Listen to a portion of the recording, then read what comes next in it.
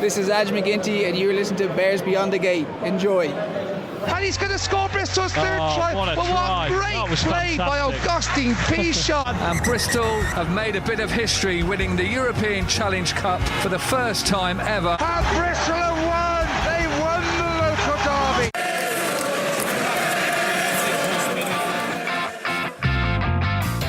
You're listening to Bears Beyond the Gate, a Bristol Bears podcast made by fans for fans. We're 2.5 season card holders at Ashton Gate who love the club, the game and all things Bears. So, the winning start to the season is now over thanks to a last gasp penalty for Quins at the death on Saturday. It was family day at the gate, but unfortunately the Bears were unable to keep all the kids happy with a mixed display that included some very good but also some frustratingly sloppy bad.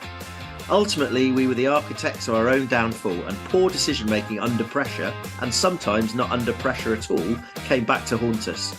We look back on the game with help from our listeners again, and discuss the extent to which it's just a blip after a bright start to the season, or something more terminal. A new look Exeter Chiefs away is up next, and given that they have now scored a combined 108 points at home against both of last season's Premiership finalists, how worried should we be? We hear from Dave Flak from the Tribe Talking Fan podcast and offer our own predictions. I'm Pete and I'm joined by Lee and Miles for a cheeky beer and a bit of rugby banter. Well, lads, good to see you again. Start with you, Miles. How are you, mate? I saw you at the game, obviously, on Saturday, but we had a beer afterwards and then you rushed off. You had a good Sunday? Yeah, doing a lot of chores, mate. Unfortunately, cleaning the house, helping the kids carve their Halloween pumpkins, which is always a messy affair. And spending too much longer than I ever would like at Imperial Park Shopping Centre. Being ferried around by the wife and kids. Oh dear. Anyway, nice to be back. The trials and tribulations of a modern Duke, eh? Absolutely, mate. Absolutely. And what about you, Lee? You're looking nice and relaxed there. How are you? Yeah, I've had a lovely weekend on the pop, Pete. So I'm all good to go, mate. Oh yeah, well, you're still on it, are you? Still, I've got one can of Thatcher's Gold left, so we're still in a race, mate. And actually, boys, that's reminded me. I've got something I just need to do. So can we just have a little bit of silence for the pod? 3, 2, 1. That was not a dead mouse, and that's a can of beer. That was me opening a can of beer because it reminded me last week when our roving reporter Nick Howell sent in his little report. He did his kind of post-match one with the little psht of a beer can opening, and I thought we haven't done that for a long time. So I don't know how that's going to sound on the edit, but I thought I'd give it a go. So cheers, lads. Cheers, fellas. Right. So, unfortunately, our 2-match winning run has come to an end. And I mean, it's when you think that we had 3 matches at the beginning, winning run at the beginning of last season, it's a bit disappointing. But like we've done in the last couple of pods, before we start chatting about it, I thought we could read out a couple more posts from listeners. I put out a little post this morning asking for people's opinions, and we actually had 20 responses, lads. 20 responses. Oh, yeah, that's been really good, actually. And of course, this is now caused a problem in my mind, is that I've now got to keep a spreadsheet going of like who's posts I'm reading out so that people don't feel that I'm ignoring them. So I'm just going to say, for those people that might have posted something in the last 2 weeks that hasn't been read out, it's a long season and we will get to you eventually. And also some people say the same things as everyone else, so I have to be a kind of spread it out. So here we go. I've done 5, boys. So let's crack through them really quickly. So the first one is from Dave, and he is at the Grumpy Toad. One of your mates, Miles, is it? It sounds like a pub I might frequent down in the West Country. Well, and so this is what Dave said. He said, frustrating game. Kicking game appeared hopeful rather than tactical. Too many unforced handling / kicking errors. Was great to see so many youngsters at the game. Need to do this more often.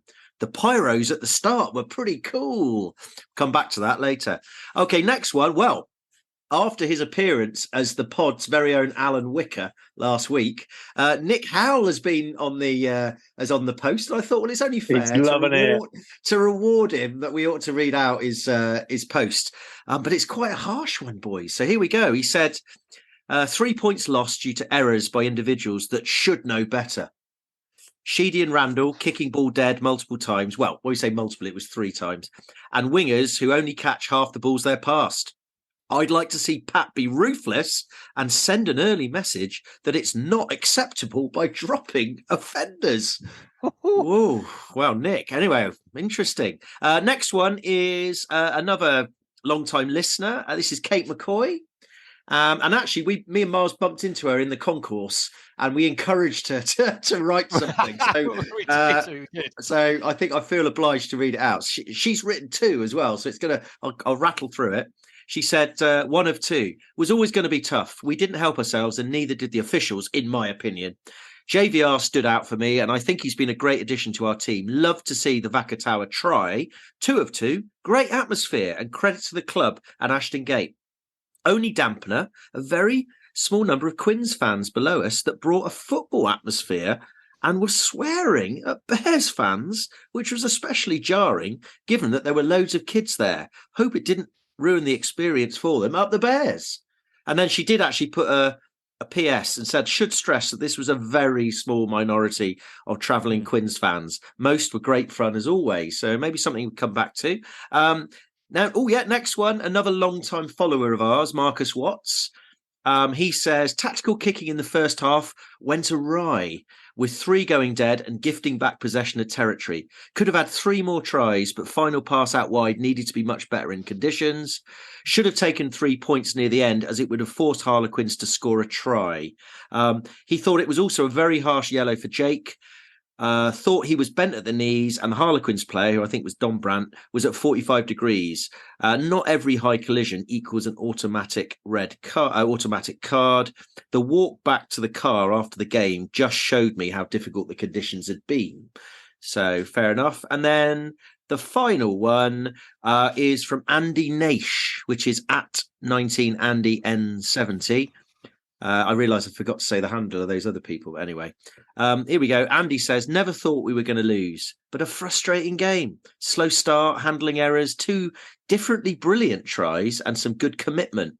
All combined to put us only 1 point ahead, which risks any infringement in the closing minutes. And of course, exactly what happened.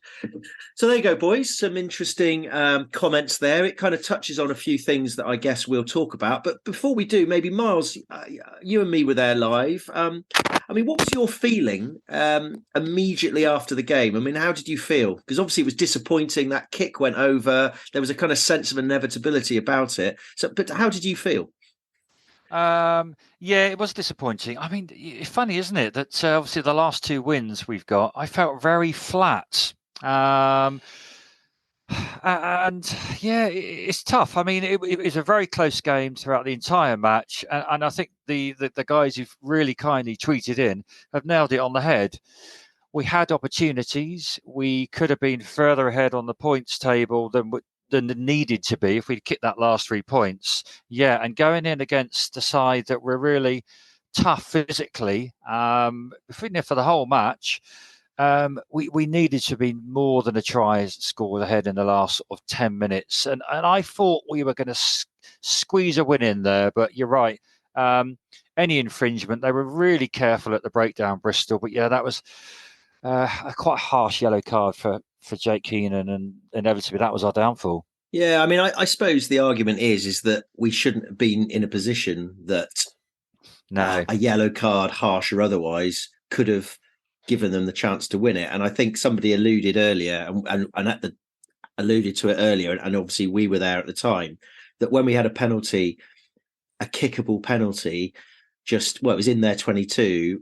Callum went for the corner. Now, it's not necessarily Callum's call, that. And, from the resulting line out, which I've got to say, our set piece was brilliant. Our line out was brilliant all day. But from the resulting line out, I seem to remember that we had a couple of we had a bit of a push, and then we span it out, and somebody knocked it on, and we lost possession. And of course, if we'd taken those 3 points, it would have, as somebody else pointed out, it would have forced Quins to have scored a try to finish. And to be honest, in the second half, they didn't really look like they were going to do that. So yeah, it was a little bit disappointing there. What about you, Lee? I mean, you watched it on not live, but you've seen the sort of replays afterwards. I mean, what was your general feeling about the game?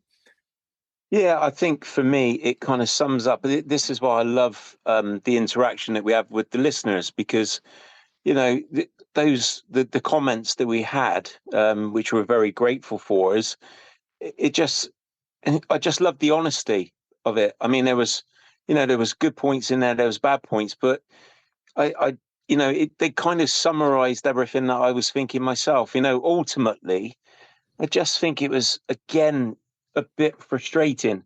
It was a game that we really should have won, and we end up losing, albeit with a bonus point. But yeah, it just kind of felt, again, like it was one of those games that slipped out of our hands. I mean, the conditions were awful, though. We have to say, but then they were awful for both teams. Yeah, and it was quite funny, actually, because our inaccuracy in the first 20 minutes kind of came when the conditions weren't too bad and it wasn't raining. and Quins were sharp, and they took their chances and went 13-0 up. The irony was, when it actually started raining, that really was a leveler, because then we carried on being just as kind of inaccurate, and then Quins kind of came down to our level a little bit. I mean, it is difficult to, I don't know. I mean, I was talking to somebody at the game, we kicked the ball dead 3 times. There was at least 3, and again, was mentioned, 3 passes to wingers who looked like they had a bit of space that either weren't very good passes or were dropped. And of course, you think, but that's not that difficult. It's just a pass to a hand, which is kind of what they practice every single day. Now, of course, I know it's easy for us to talk about that because we don't know what the pressure is, but that is kind of their job. We all have pressure in our job, and I know we all make mistakes sometimes. So that was kind of the frustration, particularly since we'd had those first 2 games where we'd been quite accurate. What do you think, Miles? Yeah, I'd agree. I mean, those mistakes aside, it felt a little bit, I'm not going to be too harsh because it was a very close game, but you said at the introduction we were the architects of our own downfall, and it felt like a little bit Bristol of old, that performance of last season. You know what else frustrated me massively? We again were trying these do you remember these driving mauls from, for example, halfway down the pitch or in their 50, in their half, and then what came of both of those driving mauls? We dropped the ball, didn't we? Or we didn't get the ball back out to the backs, and it ended up being a Quins turnover. And I was hoping we'd sort of gone past that sort of trying to gain possession, because if we're not good enough to get it back to Randall and out to the backs, really, what are we still doing with that sort of play? You're right, and I do remember a couple of occasions, and this goes back to this whole thing about making the correct decisions under pressure at the right time, and knowing when that it's time to pull the ball out of a maul before it gets held up to get the ball out, knowing whether I know there was one really unfortunate, their second try, I think, or one of their tries was a really unfortunate situation where we piled forward, we had a ruck, and then we accidentally kicked it out or something like that, and then they got a penalty, and then they went into our 22, and then they scored. And I don't really blame anyone for that. It was just, but it was that whole thing of like looking after the ball. It just, and to be fair, Pat alluded to it. The man himself alluded to it straight after the game, so we're not really saying anything too controversial here, Lee. Well, you're going to get told off by Sir Andrew of Cleves for using the word alluding, don't you? Alluded. But we haven't done caveat yet, have we? No. No, but one thing I did want to say is I don't think, even winning the first 2 games, I know Sheedy didn't play in the first game against Tigers, but our halfbacks are definitely not firing, on all cylinders at the moment. I think we'd agree, but I just thought it was a chance for Sheedy to kind of, get up in the pecking order again for Wales for fly half, because, he's up against Gerard Evans. And I just thought that, ultimately on the day, I thought Evans, obviously kicked the winning points, but he kind of put himself above Sheedy in the pecking order for Wales, and I just thought it was an opportunity for Callum to show what he was all about in international terms, really. Yeah, I mean, I think Callum had a kind of inconsistent day. We saw the best of him, and we saw not the worst, because I think that's a bad word, but we saw the more frustrating side of him. The best of him, there was a couple. I mean, I think the pass that he made to Ran Rensburg, the flat pass to JVR, who then popped it to Vactor, was class. That was absolute class. And and there was another break he did in the second half where he stepped inside and he took on a few players. And I thought, that's the confidence that we want to see. And, it was just a shame that, it's very hard to be critical, really. But, I don't think our kicks out of hand went as far as we'd like to see. When you think about sort of what, I know that we're talking about international level, but when you see what someone like Andre Pollard does under pressure, just sticks one right in the corner, that creates pressure for the opposition. And, I felt as though we never, even though we were on top of Quins, we didn't really get them under the pump. We were pumping, but it wasn't, to use a paddleboard analogy, it was a single pump rather than one of those Titan double pumps. Miles, you know the one I'm talking about. Yeah, and I think we could have put them under more pressure with just a few bits like that. And we did talk about like Rich Lane. We noticed in the game he really has got a massive boot on him. And we've said this about Charles Piatow in the past, is that when you've got a kick that's quite close to the right-hand touchline, it makes sense to have a left footer taking it to try and get the distance, rather than a right footer who's kind of trying to slice it, or is always worried about bending it a little bit to the left so it goes dead. And I don't know. I just wonder whether that's something we'll see, because Rich Lane just looks like the absolute sort of full toolkit type of player. He's got every attribute. So we'll see. But let's look at some positive things, though, because there were some positive things. And I don't know, Lee, what do you think about our centre partnership, how that's shaping up? Because we were quite surprised Vakatawa got picked, and we didn't say he would last week, did we? Thought he was injured. So. Yeah. I mean, to be honest, I know Miles in our little kind of pre WhatsApp group, pre-match WhatsApp group. He was quite furious, wasn't he? What the hell's Vakatawa doing playing? With a front door down when I saw. Absolutely. But I mean, obviously, we there's no way that Pat would put him in, if there was any risk. And I think that is, I'm actually really excited to see that centre partnership. I think that's going to be one that's really going to bloom for us. It has the kind of the right combination of speed, power, and I think Vakatawa, with a few games and minutes under his belt, is going to be a really, really good signing for us. And Van Rensburg we knew what we were getting with him anyway. And I just think those two really are exciting. And let's face it. I mean, that pass from Sheedy was great. I agree. But when you've got players like that outside of you, why wouldn't you take those risks? Yeah. No, I think you're right. And I think what's also good is that at the moment, we've got 4 absolute quality centres. We've got JVR, and we've got Vakatawa, and we've got Jimmy Williams, and we've got Piers O'Connor, who clearly at the moment are the understudies. But, the fact that we've got those 4 competing for those places, I think is really strong, and they will be needed. And there will be times where, they come on, and if if say JVR and Vakatawa are starters, they know that they've got to be performing at the highest level, otherwise they might get yanked off. And as Nick Howell says, yank them off, he says. And I mean, there's nothing wrong with competition. I mean, Harry Randall has got some serious competition from Kieran Marmion, and Shido, to be fair, has got some competition from James Williams, because actually James Williams came on at 10 at the end, so it's kind of got some competition there. We saw AJ at the Q&A, which we might mention later, and he was in a leg brace, so we don't think that AJ's, or Aj as we called him, is going to be coming back soon. So Sheedy needs to also know that there is some competition for him. I think competition breeds quality, but there's no point having competition if, as Nick Howell said, I keep name checking him, but he's kind of right. If you have got competition, if people drop below a standard, then they've got to know that they might not be in, they might be on the bench for the next game. So interesting times.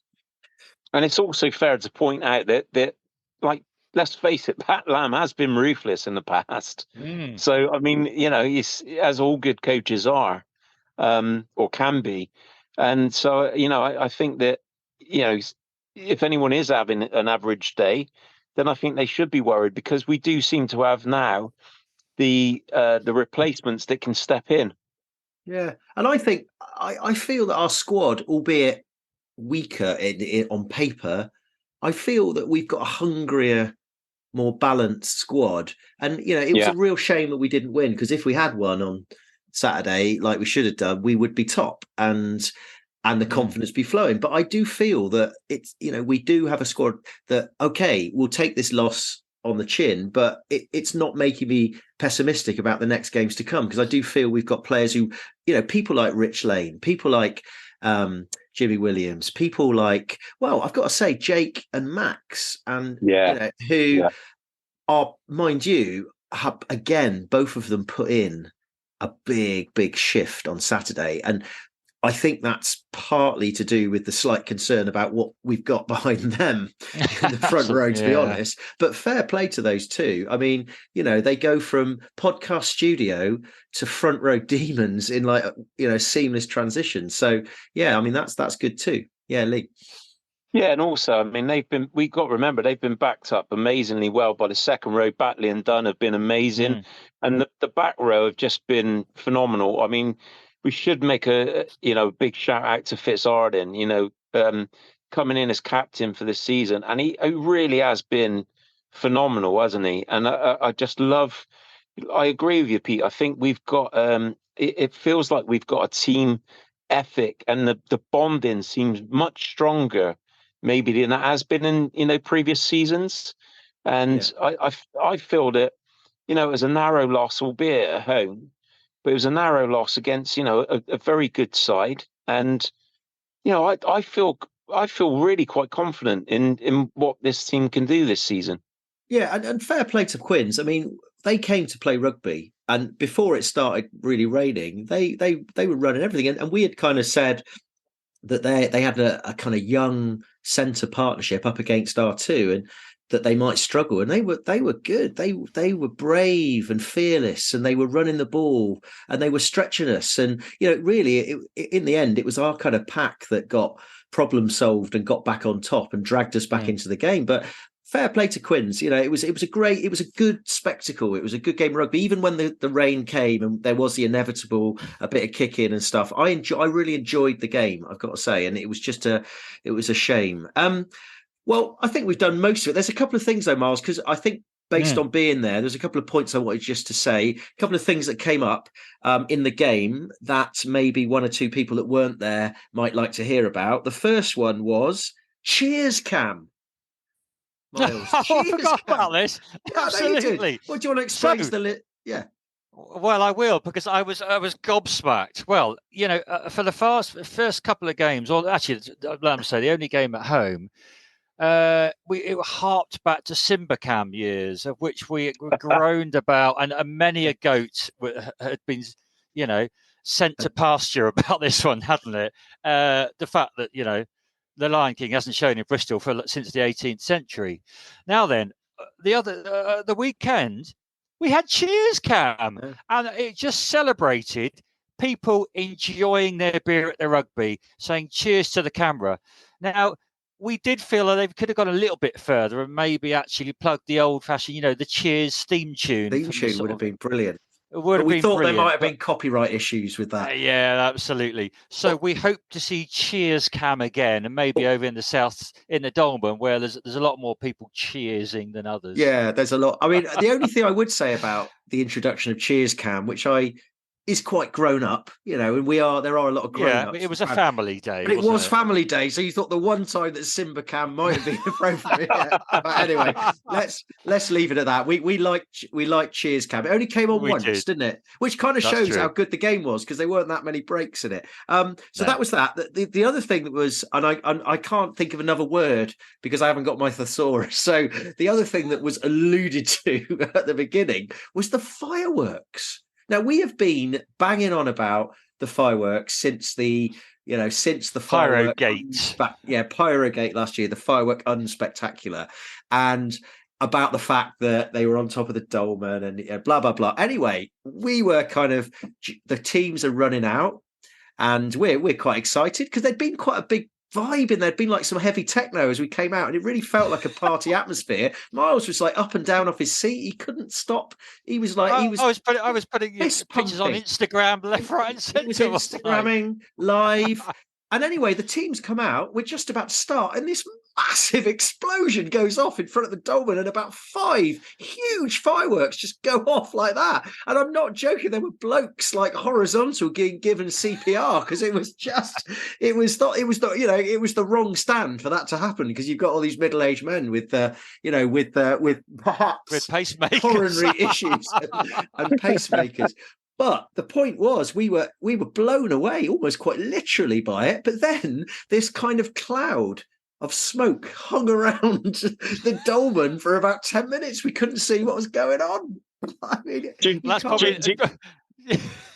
you think that was done deliberately above the dolmen, because we moaned about the pyrotechnics exactly before? This is exactly my thoughts. I think we've got so sick of them going on about it.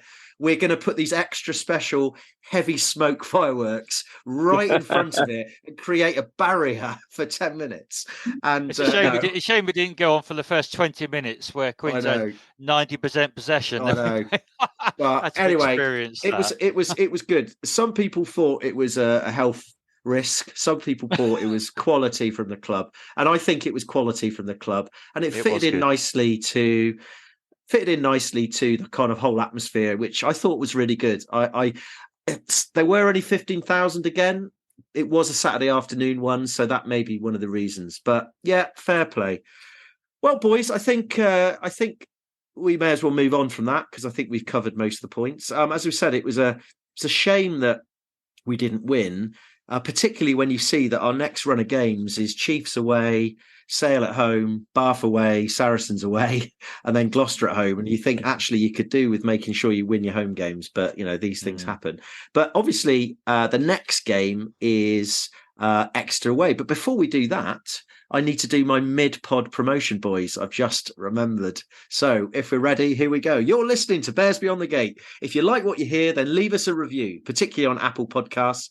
And if you don't already, follow us on X at Bears Beyond Gate, or Facebook at Bears Beyond the Gate, or even Instagram at Bears Beyond the Gate, or get in touch via bearsbeyondthegate@gmail.com, quite literally bearing in mind that we all have full-time jobs, so may not respond straight away.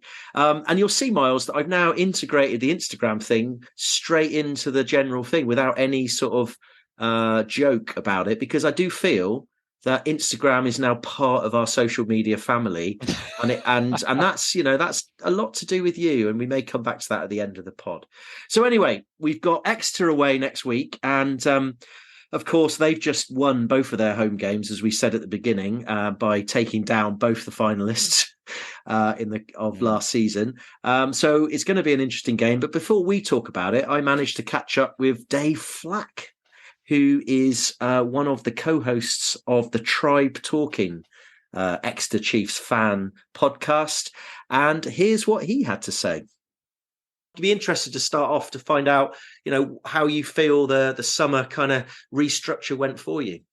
Well, yeah, I mean, if you'd asked me that question last year, and we spoke about it at length on our pod about the just the decimation of what you'd call our first team squad. I mean, you can't. No, no one will be able to see. We spoke about it. I've got a picture above my desk of the Champions Cup winning side, and there's 3 players left from that. And that was only 3 years ago. So yeah, this time last year was brutal. And we knew who was going in and who was going out, and no one seemed to be coming in. That was the worst thing. Every so often we'd hear like a rumor that there's going to be a signing. We're like, oh yeah, who it is? Who is it? Who's going to be great? And it'd be some Welsh teenager who signed from the Exeter Uni program. Like, great, who's this kid? Awesome. Meanwhile, like Sam Simmons has just signed for Montpellier, and it's like, yeah, great. This is amazing. But towards the back end of last year, when we started seeing what the Premiership Cup squad started to do, that really changed things for a lot of us. I mean, the old diehard fans would stick with the club no matter what. The new breed of fan that came in when we were sort of getting really successful and win the Premiership, obviously are more like, oh, well, Jack Nowell's leaving, it's going to be rubbish now. But these guys couldn't play forever, and rugby players have a shelf life. If you can go and make a couple of £1 million playing in France for a couple of seasons or at the end of your career, why wouldn't you? The only rule we have as Chiefs fans is if you go and sign for another English club while you're in the starting 15, you're a snake. So that's Luke Cowan-Dickie. He's going to get abused. Johnny Hill abused. Yeah. Flaherty abused. But apart from that, best of luck to all the other lads. But no, the new squad they're really exciting. The style of play has completely changed. Yeah. The one player obviously we were really concerned would be irreplaceable was Dave Ewers. Him going off to Ulster was like a cannonball to the heart. It really was. That was almost as bad as Don Armand retiring last year. But now Ethan Roots has come in, and he's a monster. He's so good. Aaron Painter as well will be signed from Saints. Sort of a bit of an unknown. He appeared on the roster sort of end of last season. Well, okay, we've signed another tight head. Great.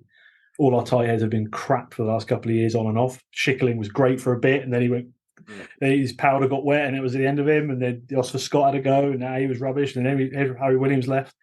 But Painter's come in and he's made an instant mark on the squad. So yeah, it's all right. The first game of the season, obviously, I think was a bit of as much as we all enjoyed it, was a bit of an anomaly, wasn't it? Because that's a huge result for a semi-untested team. So it's hard to take too much from it in the regards of, well, where's the squad actually at? Because they were just scoring tries for fun. But no, the Quins game was just mental, but Quins Chiefs always is. So yeah, it was a hard pill to swallow, losing that many big names, but seeing what these kids are clearly capable of is it's pretty exciting. I mean, one of your probably a disappointment was the injury to Josh Hodge, wasn't it? Because he scored. How many tries did he score in the first game? It was a hat trick. Hat-trick in the first game. My Super Brew went through the roof because of him. I mean, he's like Josh Hodge is just lightning. He's so good. He's really unlucky with injuries as well, because he was injured for a good portion of last season as well. He took the 15 shirt off Stuart Hogg on merit quite comfortably towards the end of the season, even though Hogg was obviously he's going out the door. But yeah, to a dislocated elbow, and the prognosis is only getting worse from what we've sort of learned. There's a picture of him on his Instagram with his elbow in ice the other day, trying to nurse it. But yeah, that's a real disappointment, like real disappointment. But that being said, Tom Wyatt, he played at 15 for the Premiership Cup, and he's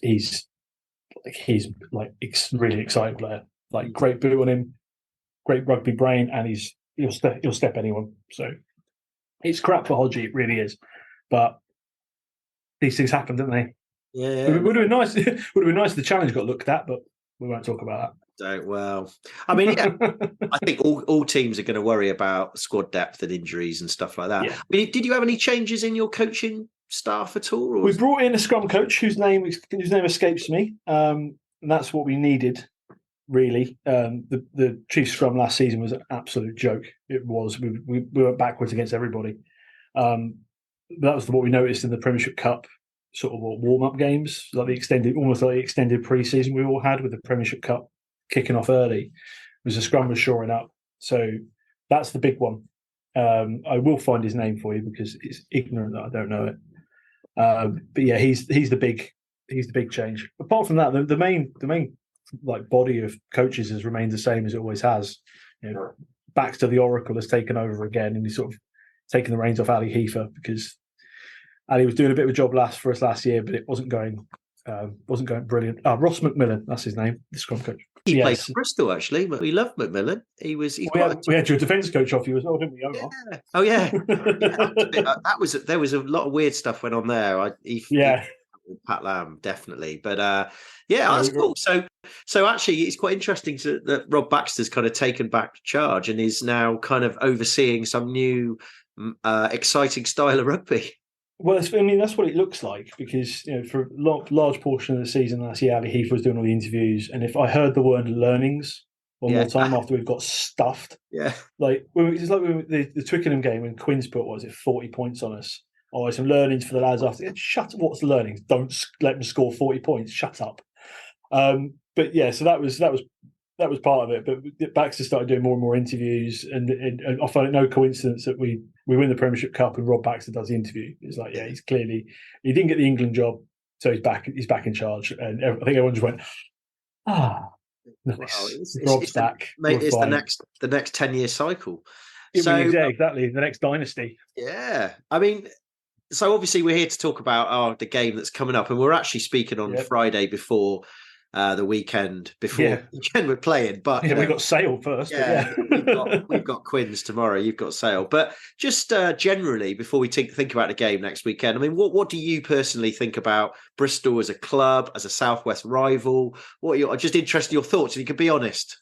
No, I'll be totally honest with you. I mean, so I've been to Ashton Gate twice in the past since you guys came up, and I've always had a good laugh at Bristol. Mooney was there last year for the drubbing. Sorry to bring it up. Yep. He did comment on how some of your own fans got into fight with themselves, which I think was brilliant. But yeah, no, I mean, I'm not a native to the West Country. I came down here when I joined up. And something I've always liked is the fact that the four main West Country clubs have always got a little, apart from Bath, they're just posh idiots, but they've always got a little bit of banter between them. And like Bristol, good bunch of lads. Pat Lamb is one of the questionable coaches in the league for me, but so whatever. And I think Semi Randrada got reset by Phil Dolman a few seasons back. Yeah. But decent group of lads, and it was a shame that that season you were going great guns. It all went wrong in the semi-final against Quins. So let's think about next weekend. Let's think about coming to you. As you rightly pointed out, you humped us by 50 at our place, but then it was a much closer game towards the back end of last season. I think you beat us by 1 point. And this goes back to, like I said at the start of the conversation, it's really hard to gauge where Chiefs are. I would favour Chiefs at Sandy Park over anyone. Always will. And I think we will, no offence, I think we'll have you.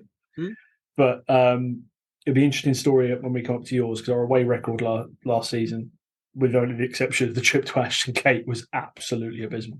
But no, I think it'll be good. It'll be good. It'll be a tight game. And we've got very similar styles this season, I've noticed. I'll take, for example, our nines, Harry Randall and Tom Cairns, very similar guys. They want to play from the base. They want to be aggy and winding forwards up, which I love. All scrum halves should do that. And of course, you'll have, I can never pronounce his name, your big French signing, whose name was Vacateur. I mean, that by the way, when we saw that, we're like, what? How the hell have they got Vacateur? I thought he'd retired. Yeah, both sides like to play a bit loose. Both sides seem to have decent set piece this season, so it's either going to be a walkover for one of us or a really tight game like last year. I would prefer to smash you again, because I won't lie, because the close run game, there was so many games last season where we won by 2 or 3 points, and I just can't be dealing with it. 65 points, please. That'll do. No, I think it's fair enough. I expect you to back your boys at home. Someone's got to. Someone's got to, yeah. Our own fans don't. our fans are rubbish at the minute. They're really bad. Well, brilliant. Look, I really appreciate you giving up your time to speak to it. It's great you managed to chat, and hopefully we could catch up again later in the season. Well, it was really nice to talk to Dave. He's quite a straight-talking sort of guy, and really nice bloke, actually. As he said, I think he moved down to those parts to join the Navy, and he never left. and he looked like a proper Navy boy, had big tattoos. I was quite scared. It was over the screen, but I was still a little bit scared. But yeah, really, really nice guy. And I thought that a couple of things that came out of that was, yeah, he obviously represents a slightly more modern Exeter Chiefs fan. That he's kind of up for change and he's willing to embrace the change. Where he did kind of refer to some of the fans as being pretty old fashioned and sort of moaning about stuff. But the other thing that I think was really interesting was the fact that they didn't really have that many expectations for this season after a major squad overhaul. And of course, since I spoke to him, Exeter won yesterday 48-0, and well, we donutted or bageled or whatever you do to Sale. 43-0, Pete. 43-0. So he was expecting us to have a hard time at Chiefs, and it's like that prophecy is sharpened in our minds a little bit more. So what do you reckon, Lee? Yeah, I mean, I could see where he was coming from. Having a few anxieties after, last season. But I mean, the youngsters that they've had coming through the system seem amazing. And I have to admit, one Hodge was injured last weekend. He's been amazing, hasn't he, this season at fullback? But then Wyatt came in and just played an absolute stormer against Sale. And I think, there's reasons to be very optimistic at Sandy Park at the moment, and I know my mate Paddy's enjoying himself at the moment. So yeah, I mean, 43-0. I know Sale haven't had the best start to the season, but that's still a hell of a result against a really good side, isn't it? So Miles, I mean, how do you feel about this trip next weekend? I'm glad I'm not going, to be honest with you. Yeah, I'm pretty worried actually. I mean, you look at we were discussing before we came on air, really, that the Sale team sheet looked pretty good. I mean, you could take out maybe one of the Dupree brothers, a few others on international duty, obviously the Curry brothers, but that looked like a team last season who'd come to Ashton Gate, the A/B team, that would put up a really good fight. Now, to go down to Sandy Park, and I agree, I thought if they've lost Hodge, he's got a dislocated elbow, there's talk of being out for months, that maybe they wouldn't have a flying number 15. But blimey, I almost can hardly recognise any of the team sheet of Chiefs from the seasons of old. But wow, they must have defended massively, been a brilliant attacking team. And yeah, we have got to step up massively next weekend and maybe change our game plan compared to this weekend to even get a chance of coming close. I mean, heaven forbid, we don't want another 50 points of last season, do we? And I think if we could keep toe-to-toe with them and really score some tries down there, when that's what do we hope for a win? It's looking tough, isn't it? So Lee, I mean, that's an interesting point Miles make. And if you were Pat Lam, I could see you, the cut of his jib could transfer to you quite nicely. I mean, do you think what's he going to think when he looks at those two results? Is that going to change his thinking about what we're going to do? How are we going to cope next Sunday? I mean, what do you think? Yeah, I mean, I think it's vitally important not to get a beating down there, because I think then the opening two games, then the morale of the side goes down with a heavy defeat. But I think that the thing is, this Exeter Chiefs team is an unknown force, isn't it? Like Miles has said, a lot of these names that are on this team sheet, we don't know unless you're, a rugby nose in supporting Chiefs and seeing these guys come through the system. Most of these names we've not heard of. So, the thing is, Pat would have done his homework. I think we've seen enough now in the opening three games to know how Chiefs are going to play. So, I mean, we can use that as a positive. I still feel quite confident that, that we'll perform down there. I think we'll hold our own, put it that way. I mean, do you think there's a chance that for the third week in a row, we could go with an unchanged team, injuries permitting? I didn't see anyone looking injured on Saturday. could we have another unchanged team? The same Yeah, 15 at least to start at Sandy Park? I think possibly. I know that Stephen Lenuatu is not far away from coming back, is he? But then, I can't see any of that back row being dropped at the moment for Lenuatu to come back. I can't see any of the pack changing at the moment. So No, I think no. the 8 start. I mean, if you Nick Howell, you will obviously you drop Randall, you drop Sheedy, you drop Heward, you drop Hewitt and because they made a couple of mistakes. But actually, when you think about Sandy Park, they've got massive goal line areas, dead ball areas, haven't they? Yeah. So that's all right. Yeah. That doesn't matter. So that'll be good for our kickers. I feel looking at it, I don't know really. I think because that team played well first 2 games, or the majority of that, if we can just tighten up and sharpen up a bit, there's no reason why that same 15, that same 23, to be honest, can do a job. So it'd be interesting to see. It was just a thought that I had. So I don't think we really should. Let's not go through what we think the team is. I don't know if you agree, boys, but I think that we start with the default that it's going to be the same 15 and possibly even the same 23. Injuries permitting, and hope that they regain the form of the first 2 games. To put a spanner in the works, what do we think that Malins has not played a minute for England in the World Cup? Had his sort of 3rd place medal put around his shoulders at last Friday night. Chance you might slot in on the bench, or is that, do you think, too high risk? Miles, I think that's a very, very good spanner that you have just thrown in the works, and I'm glad one of you mentioned it because I'd forgotten about that. But there's no reason why Malins. I cannot see any reason, unless he's injured, why he can't come straight into the 23. He's been training for months and hasn't played.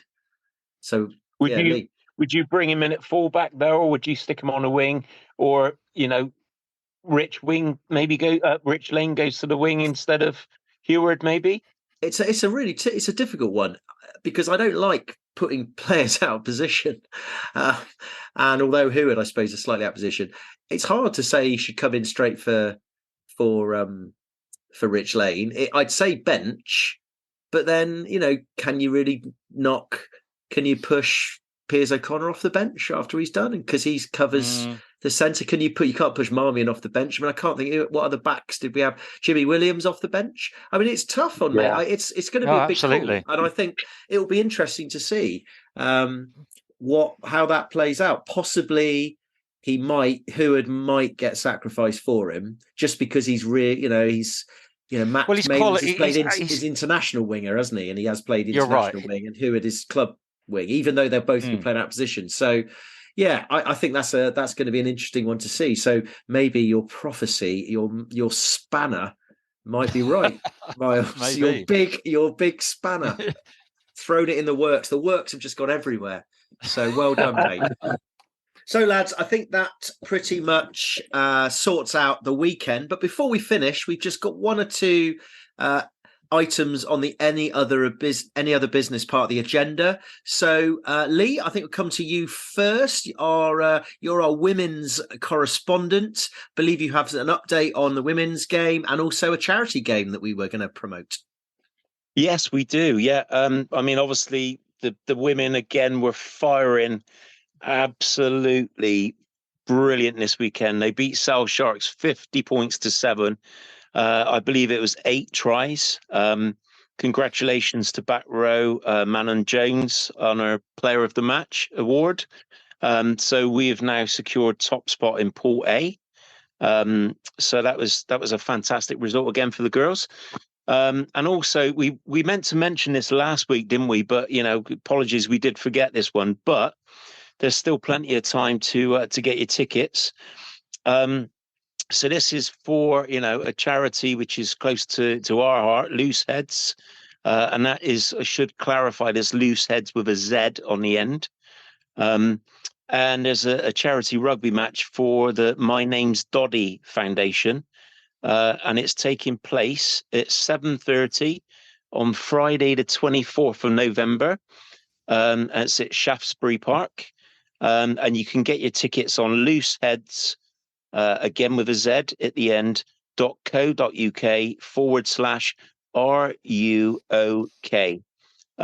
Tickets for seated is 20 quid, standing is a tenner. Hospitality includes is 65 quid, includes a buffet meal, a seated ticket, and pre and post match entertainment. Now, I don't know if Miles is maybe part of the entertainment or not. I don't know, but I don't know what's been agreed with that. But not it's that cheap. If Miles was part of the entertainment, it wouldn't be £75 a ticket; it'd be £7.50. But it's a fantastic event, and I think we'll all agree. If we can get over to watch, that would be fantastic. Brilliant. No, brilliant. Nicely done, Lee. And over to you, Miles. I think today when you were perusing the periodicals with your coffee and croissants, you came across an interesting article in the rugby paper, I believe. Well, absolutely. Yeah, in between reading the Sunday FT and checking my stocks and shares, you're absolutely right. A little snippet that fans have probably picked up on in the fact that apparently Toulon have an interest in our very own Kyle Sinclair. And, a little snippet from it for fans who don't get to read the rugby paper on a Sunday morning. Apparently plans for them to maybe make room in their sort of non-French quota and lose loosehead prop Kieran Brooks, who, joined him in, I think, 2021, ex-Wasps, ex-England rugby player, but he's now 33. So, they want to make room for potentially Kyle Sinclair. No plans yet, but apparently it says they would like plans and an answer in the next few weeks. Now, I give them an answer in the next 5 seconds, but I probably won't. We'll leave that one to other fans to sort of cogitate over. Yeah, I mean, we all know that Kyle, I think, only signed a 1-year extension, so clearly, yeah, absolutely. I would say it's not going to be unsurprising if this is his last season at Bristol Bears. So, yeah, that will unfold. Lee, you want to say something? Yeah, just quickly, we should also say in the rugby paper today, it was quite a scathing column from Nick Kane saying about, the replacements for Marler and Dan Cole, and saying that, basically it was quite harsh, I thought, but saying that Genge and Sinclair are going to struggle to replace those two. So it was a good read today, the rugby paper. Yeah, so I'm sure the rugby paper could send us a free copy next week for all that advertising we've given for it. That's brilliant. So yeah, nice one. Cheers, boys. Well, I've got one myself. If we're still talking about the media, and it came to my attention basically because his mum emailed me, was that we have a bit of competition on the block, boys. There is another potential fan-based podcast out there, and it is run by Joe Harper, aged 10, who his mum very kindly sent us an email with a video link showing Joe with all the kit. I mean, all the kit in his bedroom, recording an episode of his own Bristol Bears podcast where he was going through his top 10 players. And boys, I tell you what, there's two things. Firstly, it's quite nice to think that we are inspiring a community through podcasting success. But more importantly, what a brilliant little thing it was. He was in his kit. He was fully kitted up in his shorts and his shirt. He had this microphone and he was talking through. Lee, it was like going back in time because he looked like a little version of you. He was a proper Bristolian. He's a proper Bristolian mind. Boys, I'll tell you what, I loved it. I absolutely loved it. And it was like a little mini me, wasn't it? And it's nice to have that Bristolian accent, not like you two posh boys. Well, someone's got to represent all the demographics of Bristol, mate. But yeah, we know that. But yeah, I mean, joking aside, it was. I think it was Jane, his mum. She sent it through. She said that they listen to us all the time, but we better be worried. And I was thinking, no, fair play to Joe. So good on him. We keep on going. So if anyone comes across, if it does get published, Joe Harper, brilliant. Okay. And then finally, Miles, I think we got to finish off that I think we haven't done gets my goat for a while because it's been early season and I think we've tried to be positive, but I think there was a minor goat. I mean, I think maybe we could just call it a kid, and perhaps it was apt. I know, because it was apt because it concerned the otherwise excellent family day. Something that we experienced. Mars, do you want to talk us through it? Well, absolutely. We felt we had a little pre-match bear in a said establishment on North Street, and thought, why not? Let's get down the gate early and attend our first players Q&A. So lo and behold, we turned up at 1:46, a little bit late, and it started a little bit late. Excited to hear Stephen Luatua and AJ McGinty, as advertised. On the stage under the South Stand, and lo and behold, started a little bit late, and Downsy was there. There were some fantastic junior fans, reporters, weren't there, throwing some interesting questions at AJ McGinty. However, and in fact, we had a lovely chat with AJ afterwards, didn't we? A really nice guy. Plugged our podcast, obviously. He'd never heard of it. He'd never heard of it. I know, absolutely.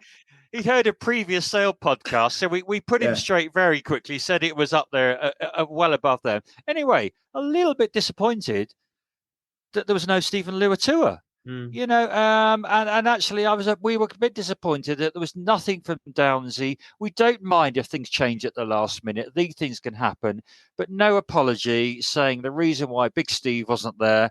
And we were a little bit disappointed. In fact, it was a little bit disingenuous, wasn't it? Yeah, I mean, my only concern now we're thinking about it is that maybe we didn't get there in time. Maybe Downsy did say something about Steve not being there, but yeah, I mean, a little bit of a shame. And actually, we did have a tweet from another long-time listener of ours, Ryan Keishel, saying that he'd come down from London with his kids for the day, and I'll just read it out because it is what he sent me. He said, kids queued for 45 minutes to see Luatua and AJ. The players were 15 minutes late and out walked Tyack. Lovely guy, but not who the kids wanted to see. Now, I'm a little bit confused about that because we didn't see Jay Tyack, did we? So I wonder whether we were in different parts of the South Stand. But clearly, you know, it didn't quite work out. Now, of course, we understand these things happen, and but you know, maybe just be honest. You know, say Steve can't make it, or you know, somebody's come up. Because you know, as we know, a lot of people, a lot of kids, and you, Miles, yourself, put a lot of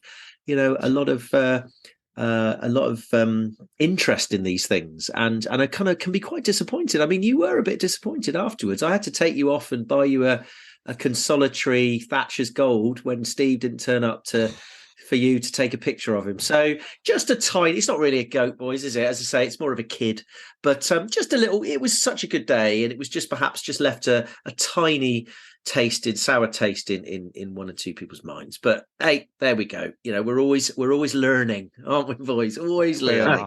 Right. And I think on that basis, it is time to finish. So have a good week, stay safe, and up the Bears.